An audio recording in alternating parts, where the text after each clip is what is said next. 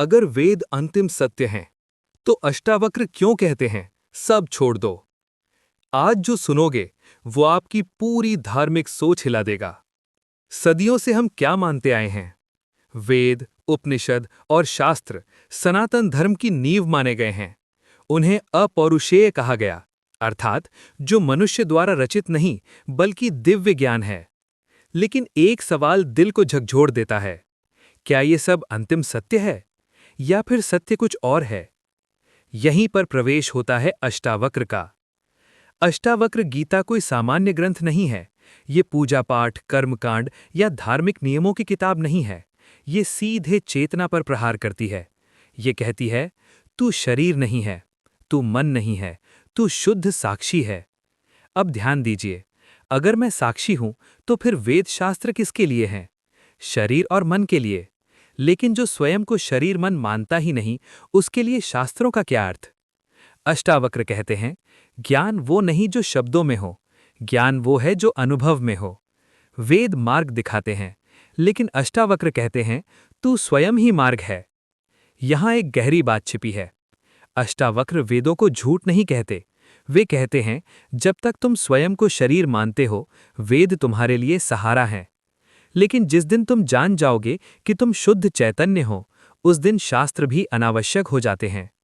जैसे नाव नदी पार कराने के लिए होती है, किनारे पहुंचकर नाव सिर पर लेकर नहीं चलते। इसीलिए अष्टावक्र का संदेश खतरनाक लगता है, क्योंकि वो बाहरी सहारों को तोड़ देता है। वो कहता है, कुछ मत करो, बस जानो। ध्यान दीजिए, ये विद्रोह नहीं है, ये अंतिम मुक्ति है। वेद कहते हैं कर्म करो, धर्म निभाओ, यज्ञ करो। अष्टावक्र कहते हैं, जो स्वयं को कर्ता मानता है वही बंधा है। तो क्या वेद गलत हैं? नहीं, लेकिन वे अंतिम नहीं हैं। वेद सीढ़ी हैं, अष्टावक्र छत हैं। वेद तुम्हें तैयार करते हैं, अष्टावक्र तुम्हें जगा देते हैं। अष्टावक्र गीता का पूरा सार एक ही वाक्य में है, तू सदा मुक्त है। अगर तू सदा मुक्त है तो मुक्ति पाने के लिए शास्त्र पढ़ने की क्या आवश्यकता? यही प्रश्न अंदर भूचाल लाता है। धर्म का आधार भय पर टिका है। पाप लगेगा, नरक मिलेगा, अगला जन्म खराब होगा। लेकिन अष्टावक्र कहते हैं, न तुझे पाप छूता है न पुण्य।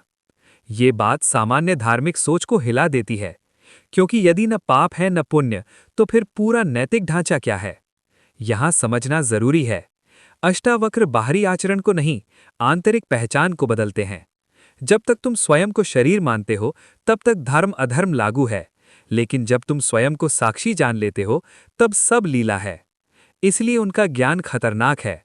गलत हाथों में ये अराजकता बन सकता है, सही समझ में ये पूर्ण स्वतंत्रता है। अष्टावक्र कहते हैं, जो जान गया कि मैं शुद्ध चैतन्य हूं, वो स्वतः ही शांत हो जाता है।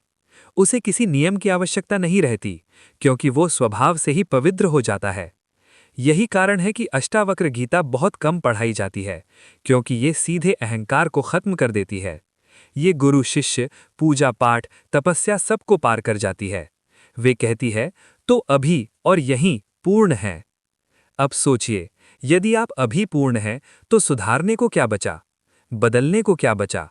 पाने को क्या बचा? यही है अंतिम प्रहार। तो क्या वेद शास्त्र झूठ हैं? नहीं, लेकिन वे अंतिम सत्य नहीं है।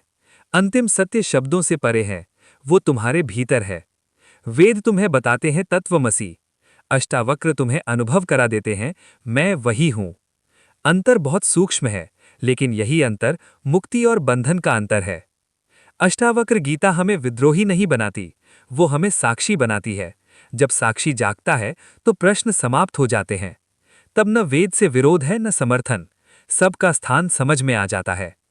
अंत में अष्टावक्र का संदेश यही है, ज्ञान पाने की कोशिश मत करो, बस ये जानो कि तुम ज्ञान ही हो। और जब ये जाना जाता है तो सारे शास्त्र मौन हो जाते हैं, क्योंकि सत्य को शब्दों की जरूरत नहीं होती।